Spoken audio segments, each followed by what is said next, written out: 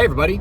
So I am driving right now, so I'm not going to look at the camera because that would be dangerous. I'm sorry if you hear air conditioning and driving sounds in the background. I just kind of was thinking about this and I wanted to record it before I lost my thought process because I think it's important for the creative community, not just tattoo artists or, photographers, musicians, whoever you are, being creative, trying to make a living.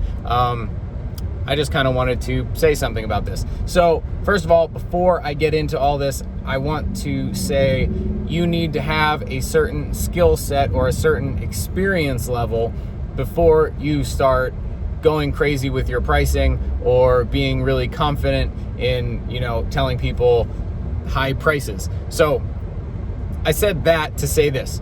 I think that us as the creative community, the people that are trying to make a living being creative, I think we need to work on being more business savvy and being good businessmen and women. The reason I say that is because, especially in the beginning of my tattooing career and before my tattooing career, I was doing photography. I always struggled with giving people prices because I always was scared of hearing someone's reaction to, a price that I thought was high or a price that I thought somebody would think was high. So I was talking to somebody about this today. That's why I'm talking about this. But when I first started photography, I would do weddings, family portraits, whatever. And when I started doing weddings, I priced them so low to where people were like, oh yeah, like I would get hired for every wedding that, I basically talked to people about because I was pricing them so low and they were talking to many photographers. And, I'd say like $1,000 for the day at a wedding. And that is crazy cheap for a wedding photographer. And people would be like, oh wow, that was like way less than I expected.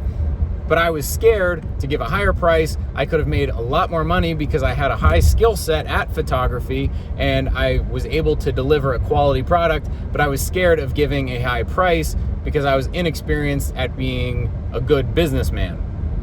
So, moving into tattooing, I kind of already had an edge on pricing because I was already confident in giving people prices when I was doing photography. It still didn't make it like incredibly easy, but I definitely was able to say like, okay, this is my price because this is my skill set. If you don't want it, you're able to go somewhere else and try to get a lower price, politely say that to people. This is, whatever. Basically, what I'm trying to say is I think that you need to put a value on yourself and your services because you've spent, years developing a certain skill that you're desired for. If you're really good at tattooing, you shouldn't be, charging the same as somebody that's just starting out or somebody that is mediocre at tattooing. And obviously there's, a million different factors that you have to factor in when you are pricing.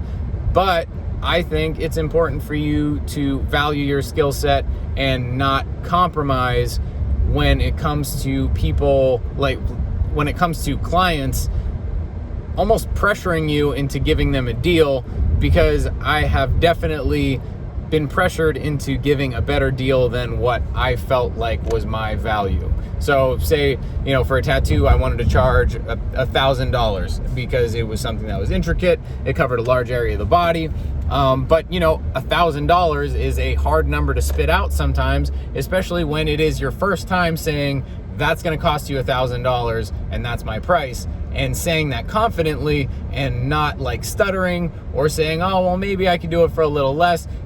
When you're pricing something, I found if you are direct and confident in saying, this is how much it is, people respect that much more and are more likely to book with me than if in the beginning of my tattooing career, I'm like, well, I can maybe do it a little less. Maybe it'll be around like 300 or 400, maybe 500. If you give them a bunch of different numbers, I feel like it's not like when you go to Walmart and you buy a TV, it's $700 for this TV. That's what the cashier says. That's how much you pay. For me, this is my price. I'm not lowering it for you because that is what I need in order to compensate me for the work that I'm about to do for you.